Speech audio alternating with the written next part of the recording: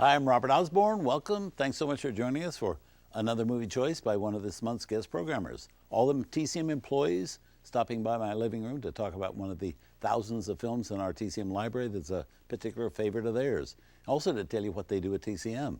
Our next TCMer is Carmen Madison, a coordinator for the Turner Entertainment Marketing Group, which includes TCM marketing. Welcome, Carmen.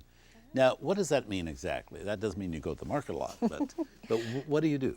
So basically, I'm a project manager for several different of our properties on the networks, including properties on TBS and TNT as well.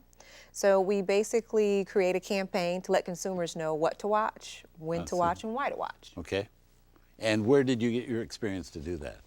Actually, my background was really in production and creative development in film. So when I came to Turner, I had to learn marketing. So I really learned it here internally and kind of adapted some of my creative background and some of my business background to marketing. But you're a film fan and always have been? I am a big film fan, and I always have been. Yeah, have a good background in that. Yes, as far as classic films go, I remember watching classic films as a kid. After the Saturday morning cartoons went off, I would watch classic movies, musicals especially. Yes. And you've picked a musical for us.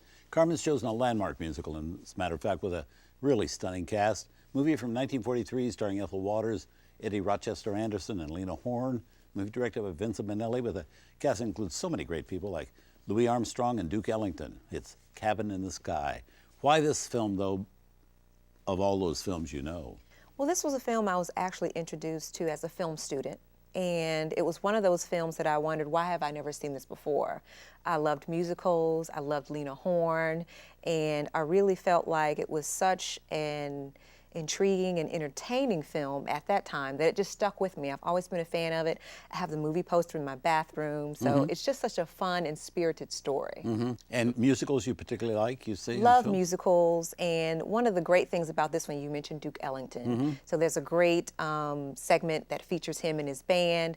Lena Horne sings, Ethel Waters sings, so there's a lot of great musical numbers in this film that really bring it to life. Right. It's also a very historic film in the MGM catalog, and actually for Hollywood, because at that time they didn't very often make films in which African Americans played leading roles, or were shown other than being servants, or doing menial work or something like that.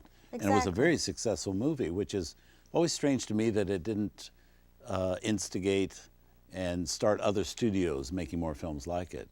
There is a lot in this story that, to your point, is really interesting, because it is the life of the characters is not necessarily a life of subservience. You see working class people going about their everyday lives, and what it really focuses on is the conflict between the main character, his morality. And that's something that you really don't see in a lot of Hollywood films with African American characters, is what their daily struggles are like outside of race. But also how great it is to have on film a movie with all these great people, like in the same film, Ethel Waters. He was one of the great entertainers, and Eddie Rochester Anderson, so great. Of course, Lena Horne, but Duke Ellington and Louis Armstrong. I mean, it's amazing to have them all on film in one movie. Yes, and you mentioned Louis Armstrong. His cameo is fantastic. Yeah. It's a really fun role for him. He plays one of Lucifer Jr.'s cronies, and he's the idea man that comes up with the scheme that they develop to help lure little Joe into their trap. And I just think that's such a fun scene with him. Well, let's see the film.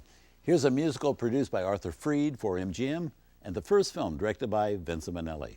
Chosen for us tonight by Turner Marketing Coordinator Carmen Madison. 1943, Cabin in the Sky.